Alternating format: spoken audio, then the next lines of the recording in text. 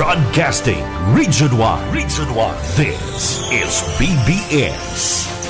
Bicol Broadcasting Systems Incorporated. DWLV 91.9 MHz. Your news and music stations.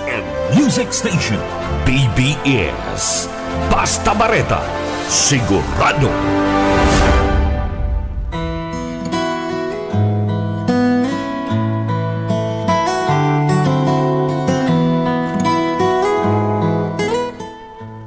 Muli mga kaibigan, mga kaamni at sa lahat po ng aabutin po ng programang ito. Sa muli po tayo ang magsasama dito po sa biyaya sa pagkaaga, dito po sa himpilan ng BBS, DWFM, LBFM, dito po sa Balatas ng Naga City. Salamat po at hindi na masyadong maputik sa Naga City. Okay, so sa umaga pong ito, tayo po ay muling dumulog sa Panginoon at ipagkatiwala ang bahaging ito ng pag-aaral. Panginoon, salamat pong muli sa araw na to. Isang napakagandang araw para sa amin na muling masilayan ang kagandahan ng iyong nilikha. Muli pong pagpalain mo kami sa araw pong ito. Pagpalain mo ang bawat isa na abutin po ng programang ito. Sa pangalan ng Panginoong Yesus. Amen. Kasama po ang ating technical, Brother Stephen. Tayo po ay muling papailan lang sa ere upang muling mag-aral ng salita ng Panginoon. Okay, so sa umaga pong ito, ay nais ko pong dalhin po sa inyo ang paksang ito, that life is in the instruction. Ang buhay ay nasa mga utos. Okay, so last meeting po natin dito, nang tayo po ay magkasama dito po sa programang ito, na meron tayong kalayaang pumili ano ang pipiliin natin, mabuti o masama, ano ang gagawin natin. Hindi tayo kinontrol ng Panginoon, hindi tayo ginawang robot na sunod-sunuran. Ginawa tayo ng Panginoon, binigyan tayo ng kaisipan upang pumili. Kaya nga sa pagpipili po natin, dapat tayong maging matalino na mas piliin po natin ang ikabubuti ng ating mga buhay at piliin po natin ang gumawa tayo ng napakahalagang desisyon na hindi natin pagsisisihan sa huli. Okay, at nakaraang pong pag-aaral po natin, natalakay po natin na ang ating mga desisyon ay ang basihan kung bakit tayo po ay haharap sa Diyos. We will give an account before God. At ang decision din po natin, ang basihan kung bakit tayo ay hahatulan ng Diyos. So napakahalaga po na maging matalino tayo sa pagdidesisyon. At panghuli po, nung sama-sama po nating pag-uusap, actually October 21 lang po yon. Then kinaumagahan ng 22, yun na po ang dinanas po natin na tayo po ay may dumating na pinakamalakas na baha na dumating sa ating lungsod na halos ilinubog ang halos kalahati o more than kalahati ng Naga City at Bicol Region. Meron judgment na dumating sapagkat alam ko po na meron rason si Lord kung bakit nangyari ang ganitong mga trahedya sa ating panahon. Okay, meron din pong rewarding, meron din pong gantimpala kung tayo po ay pumili ng maayos. Meron pong rewarding sapagkat ang bawat isa po sa atin ay haharap sa Panginoon o para tumanggap ng gantimpala sa anuman ang ating mga ginawa. So ngayon pong umaga muli po ay magsasama-sama tayo sa paksang ito sa buhay na ang buhay natin ay secured dahil sa instruction. Life is in the instruction. There are 3 or 4 truths to ponder. Na sabi nga dito po, number 1, truths to ponder. Sabi yan, God is the sovereign and sole owner of the universe. Ang Diyos ang pinakamakapangyarihan at nag-iisang may-ari ng mundo. Yan po ang malinaw na sinabi ng Genesis chapter 1. In the beginning, God created the heaven and the earth. Kaya siya ang may-ari nito sapagkat siya ang gumawa nito. Psalms 24 verse 1, the earth is the Lord and the fullness thereof. Sabi dito, ang Diyos ang may-ari ng lahat na nandito, kaya lahat ng dito ay sa Kanya. Wala tayong pag-aari. Ulitin ko po, ang madalas kong mabanggit dito, na isilang tayo sa mundong ito na walang dala kahit piso. Kaya kung mayaman ka man ngayon, tandaan mo na ang lahat ng meron sa iyo ay pahiram lang ng Diyos. Isang araw magsusulit ka sa Kanya. Are you a good manager or a bad manager? Okay. Bakit? Siya ang may-ari ng lahat ng bagay sa mundong ito. Ang lahat ng bagay ay pinagkatiwala lamang sa atin ng Panginoon. Number 2, truths to ponder. God gave laws that govern His creation. Ang Diyos ay nagbigay ng mga batas na siyang nagpapainog o kaya nagpapatakbo ng kanyang mga nilikha. Meron po law of gravity, meron pong boundaries, meron pong mga dapat tayong sunding mga batas kung gusto po nating ma-enjoy ang creation ng Panginoon. Otherwise, tayo po ay magsasuffer ng consequence pag di natin sinunod ang batas ng Panginoon. Number 3, truths to ponder. No? God made man to be the manager of His creation. Ang Diyos ay ginawa ang tao upang maging manager. Sabi po ng Psalms 115 verse 16, the highest heaven belongs to the Lord, but the earth He entrusted to man. No, ang pinakamataas na langit ay sa Diyos. At ang lahat ng bagay naman na nandito sa lupa ay ipinagkatiwala niya sa tao. Mga kapatid, tayong lahat ay mga katiwala lamang ng Panginoon. No?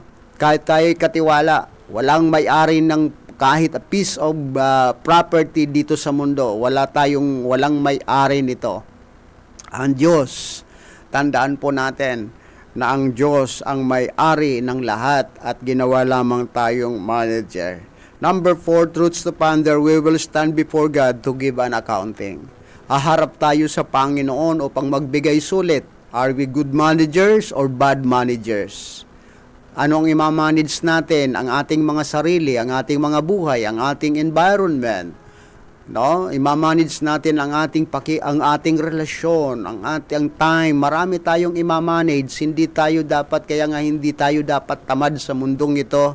Tayo po ay gumagawa ng lahat ng paraan upang mapabuti tayo at mapabuti rin ang ating kapwa at mailigtas din po natin sa anumang devastation ang mundong ito otherwise. Kaya nga ang mundo ay nagkakandara pa at ginagawa nila ang paano nila marirecover ang nasirang climate. No? Kaya nga ang problema ng buong mundo, climate change. Tandaan po natin, dahil po sa development, marami nang nagsisira na halos nasira pati yung ozone layer. Sabi nga, nung during pandemic ay nakarecover ang ozone layer sapagkat tumigil ang mga factory na halos wala ng smoke emission at tumigil, halos gumaling po ang ozone layer. But tuloy-tuloy na naman ngayon ang ginagawa ng tao. Marami po silang mga invention na ginawa ang tao upang sumira ng tao. Sabi ko nga, bakit ba ang tao ay gumawa ng mga atomic bombs, ng mga mortars, mga missiles? Saan nila ito gagamitin? Gagamitin ba nila ito for sa agriculture or for human destruction? Destruction ng buong mundo. Destruction ng mga tao na nakatira sa mundong ito. Are we good managers of God's creation? Otherwise, kung di po tayo matututo, magsasuffer tayo. Wala naman tayong escape sa mundong ito. Wala tayong matatakasan. Kundi, mga kapatid, hunos dili tayo. Makinig tayo sa utos ng Panginoon sa kanyang mga aral. Kung hindi tayo makikinig at di natin gagawin ang ipinag-uutos ng Diyos, sama-sama tayong maghihirap, sama-sama tayong makakaranas ng makakahirapan sa mundong ito. Mga kapatid, life is in the instruction. ang buhay natin ay nakasalalay sa pagsunod sa mga utos ng Diyos. Kaya nga sabi yan, God gave laws. Tandaan po natin, ang Diyos ay nagbigay ng utos. Madalas ko pong mabanggit dito sa istasyong ito na ang Bible po ang Diyos ay nagbigay ng aklat na ang tatawag po natin ay banal na kasulatan o Biblia.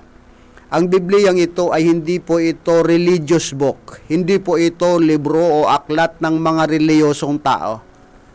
Ang Bible po ay batas. Dito po nakasulat ang batas ng Diyos sapagkat ang Diyos ay hari at siya po ay nagbigay ng batas. Tandaan po natin, God gave laws. Pati nga nung Ten Commandments. Ang Ten Commandments ay utos. Hindi po yan optional. Wala kang choice kundi sumunod. Otherwise, magsasuffer ka if you disobey. Tandaan po natin. Okay, so ngayon pong umaga, muli itutuloy po natin na doon sa life is in the instruction, bahagi pa rin ito ng choices. Susunod ka ba sa instruction? Kung hindi ka susunod, kamatayan ang darating sa iyo. No? Ano ba ang mga instruction? Tandaan po natin, God gave laws. No? God gave laws as our guide to manage. No? Ang Diyos po ay nagbigay ng batas na bilang gaya natin o gabay natin upang maging mahusay tayong manager sa mundong ito. Okay. Maging mabuti tayong manager. Hindi tayo hindi tayo mag-dominate ng kapwa. Tandaan po natin na ang Genesis chapter 1 verse 28, ang binigyan lamang tayo ng Panginoon to dominate His creation, not human. Hindi mo dapat idinodomina ang iyong kapwa. Wala kang karapatan na dominahin o kaya supilin ang karapatan ng iba. Sapagkat sila rin ay may karapatan na mag-exist dito sa mundo sapagkat sila rin ay mananagot sa Diyos. Kung tayo po ay mandodomina ng ating kapwa, tandaan po natin meron resistance. Bakit meron resistance?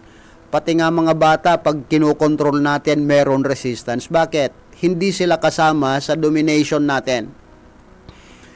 Ang ipinasakop lamang sa atin ng Panginoon ay ang kanyang nilikha. Hayop, isda, mababangis at mababait, lahat ng nandito, pero hindi isinama ang tao sa dapat nating i-dominate, mga kapatid.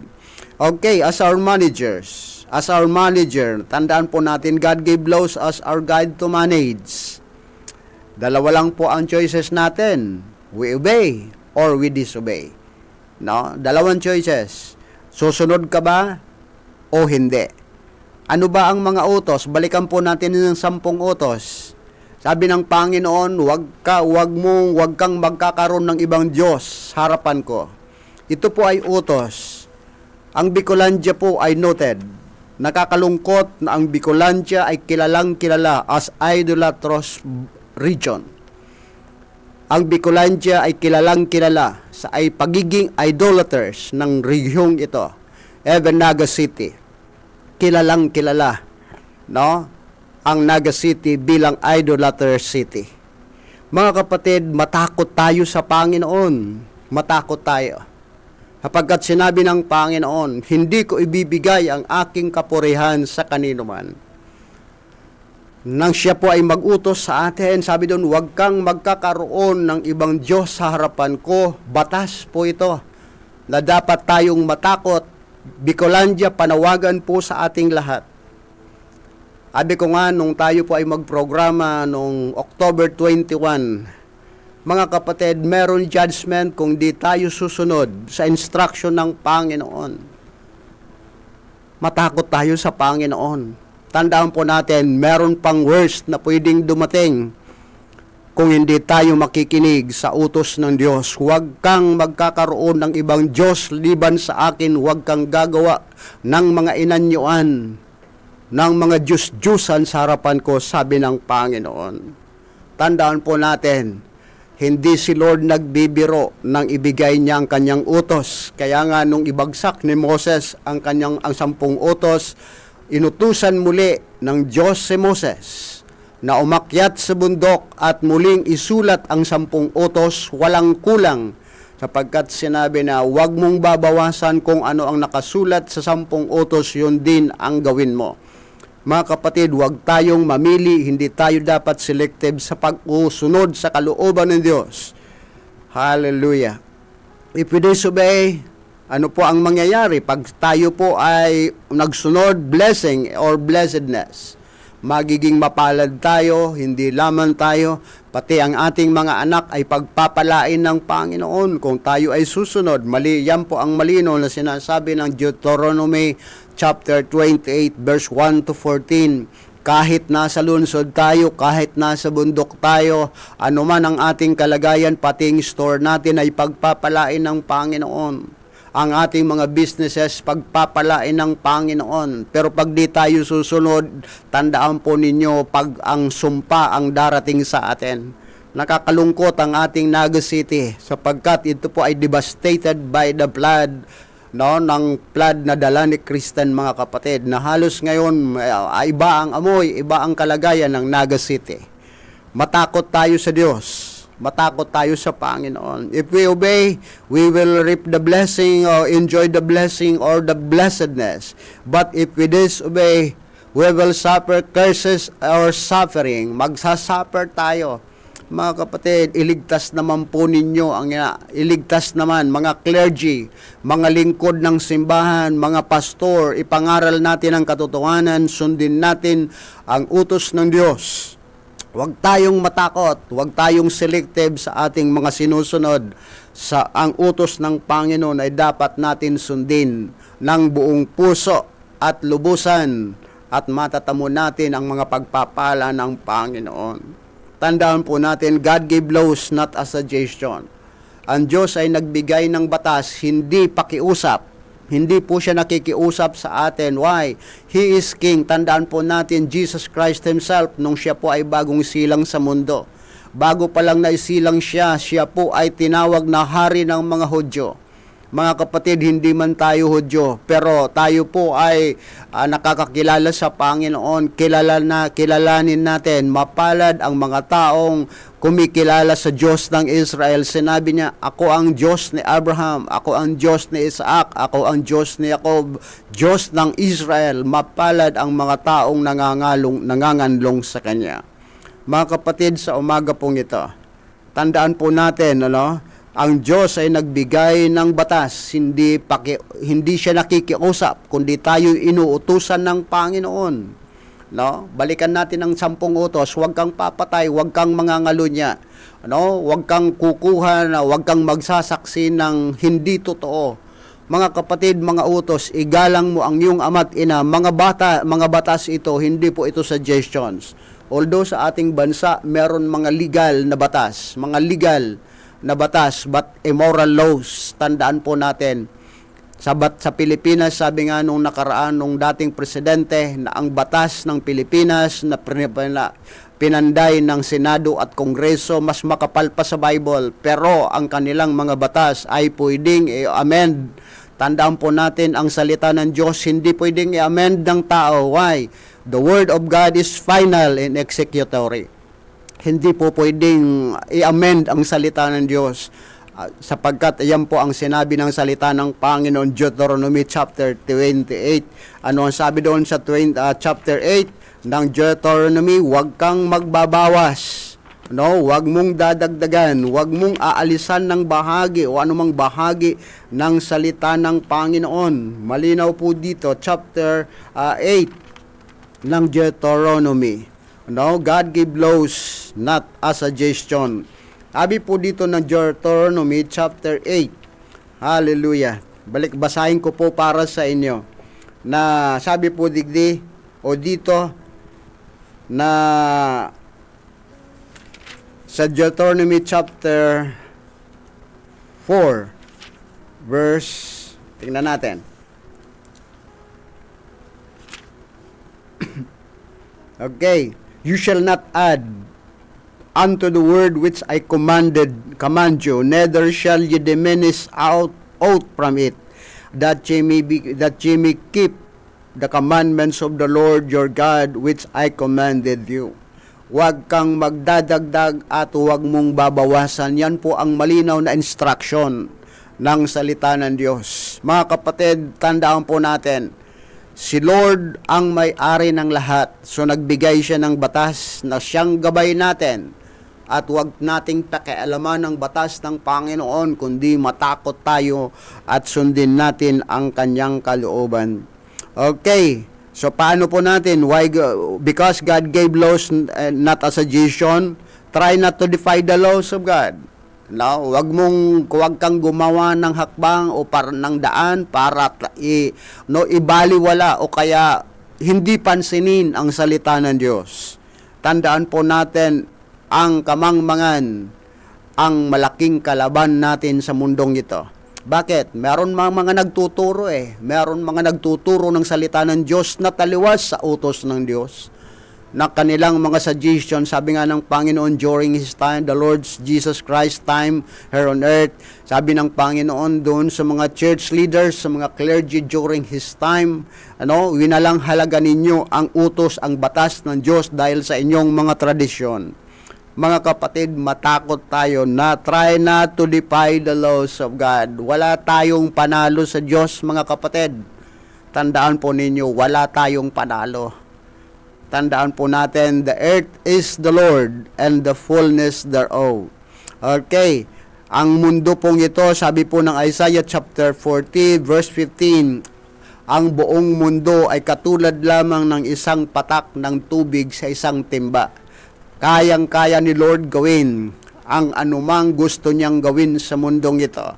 Ang katanging daan lamang o kaya magagawa po natin ay ang kilalanin at magpakumbaba sa harapan ng Panginoon. Nakakalungkot po, nung ating pag-aaral minsan binigay ko po sa inyo ang choices.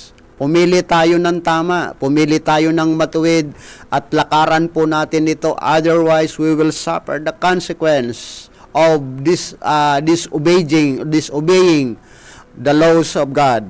No, magsasuffer tayo. Ang nakakalungkot nito, hindi lamang iilan ang nagsasuffer, kundi maraming tao ang nagsasuffer. Tandaan po natin, walang kinikilalang makapangyarihang bansa ang mundong o ang Diyos na to. Tandaan po natin, maraming bansa ang halos lumubog sa baha dahil sa natural phenomenon na tawag po natin gawa na ng Diyos. Mga kapatid, matakot tayo sa Panginoon. Kaya nga si David bilang hari ng Israel, ang kanyang prayer, unite my heart to fear thy name. Panginoon, pag-isahin mo ang aking puso upang na matakot sa iyong pangalan. Matakot tayo sa Panginoon. No? How can we escape the wrath of God? Paano natin matatakasan ang puot ng Diyos? Mga kapatid, ano po ang dapat nating gawin? Sundin natin ang kanyang mga utos.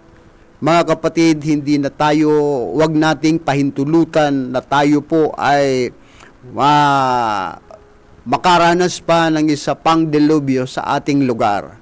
Wag na po nating hayaan na isa pang malakas o malaking baha ang muling lumamon sa Naga City ng Bicolandia dahil sa ating kamangmangan at pagsamba sa mga Diyos-Diyosan. Mga kapatid, matakot tayo sa Panginoon. Muli po, tandaan po natin, ang Diyos ang may-ari ng lahat ng bagay. Siya ang may-ari ng buong mundo. Kung di natin papansinin ang kanyang mga utos, mga kapatid, magsisisi tayo. Magsisisi tayo. Tandaan po natin, hindi si Lord nakikipag-negotiate sa atin. Hindi siya nagbigay ng mga options. Kundi ang gusto niya, sumunod tayo sa kanyang utos. At bilang kanyang mga managers sa mundong ito, matuto tayong sumunod sa kanyang instruction. Otherwise, we will suffer the consequence of being disobedient.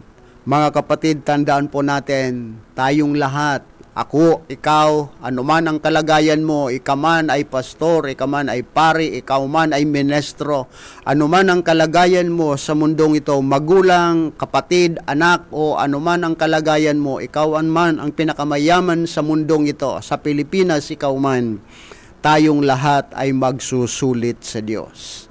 Tandaan po natin, isinumpa ng Panginoon, ang lahat ay magbibigay sulit sa Kanya. Kaya nga, matakot tayo sa Panginoon at sundin natin ang Kanyang mautos. Sabi ni Haring Solomon, Ecclesiastes chapter 12 verse 13 and 14. Let us hear the conclusion of all matter. Fear God, keep His commandment, for this is the whole duty of man. Ang tanging magagawa natin habang tayo na sa mundong ito, sumunod tayo sa Diyos, matakot tayo sa Kanya, sapagkat ang mapalad ang mga taong may takot sa Panginoon. No, kung takot tayo sa Panginoon, hindi tayo tatakas, kundi gagawin natin ang Kanyang ipinag-uutos. Tandaan po natin, maraming mga goods ang nasayang, maraming mga pakinabang sana ang pwede nating napakinabangan pero nasayang dahil sa napakalaking baha na dumating sa ating rehiyon at lalo na sa Naga City. Naga City, magising na tayo. Bumalik tayo sa Panginoon. Iwasan natin ang pagsamba sa Diyos-Diyusan. No? Iwasan natin ang pagsamba sa Diyos-Diyusan. Matakot tayo sa Panginoon. Nakakalungkot na ang Naga City, nasabing maugmang lugar, pero napakapangit huli kan karanasan kan bagyong ini nakaagi. Mga kapatid, matakot tayo sa Panginoon. Kaya pang muli ng Panginoon magpadala kung hindi ng isa pang trahedya, kung hindi po tayo magsisisi at di natin pipiliin na sundin ang Kanyang kalooban. Mga kapatid, pagpalain tayo ng Panginoon. Ito po ay hindi pananakot sa atin, kundi panawagan na tayo bumalik sa Panginoon. Sabi na, return to me and I will return to you. Bumalik kayo sa akin, sabi ng Panginoon, at ako'y babalik sa inyo. Mga kapatid, yan po ang imbitasyon ng Panginoon. Hindi pa huli ang lahat. Bumalik tayo sa Kanya, magbagong buhay tayo, magsisi tayo. Huwag niyong isipin na tayo po ay walang kasalanan. Bumalik tayo sa Panginoon, magsimula na tayong sumunod at gawin ang Kanyang kalooban. Mga kapatid, muli, tandaan po natin, ang buhay natin ay ligtas kung tayo ay susunod sa mga utos ng Diyos. Tandaan, ang buhay natin ay ligtas, hindi lamang sa sakit at sakuna, kundi ang walang hanggang buhay ay tiyak natin kung tayo po ay susunod sa utos ng Diyos. Muli po sa umaga pong ito, maraming salamat po. Salamat sa mga nakinig at aabutin ng mensaheng ito. Pagpalain tayo ng Panginoon. Muli po ang biyaya sa pagkaaga, yaon sa satuya. Tanganing kita pagirumdumon, idarahon sa tuya ang katotohanan. Tangani pong mahawas kita sa kaputikan kan kaiwal, asin pandaraya kan mga adal na dai tama, na nagkakalat sa bilog na kinaban. Matakot kita sa Diyos. Magsunod kita kan sa iyang mga utos. Sa liwat, narito po ang iyong kaibigan, Reverend Jose E. Bergantin ng Christ to the Philippines at ng AMNI, dito po sa DWLV, FM, BBS, at kasama ang ating technical, Brother Stephen. Muli po, pagpalain tayo ng Panginoon. Sa lahat po ng mga inabot nito at lalo na po ang Villafuerte family, Sister Lalen, pagpalain po tayo lang lahat ng Panginoon. God bless Bicolandia. Lord bless Bicolandia. Bless Naga City, Lord. In Jesus' mighty name. Amen.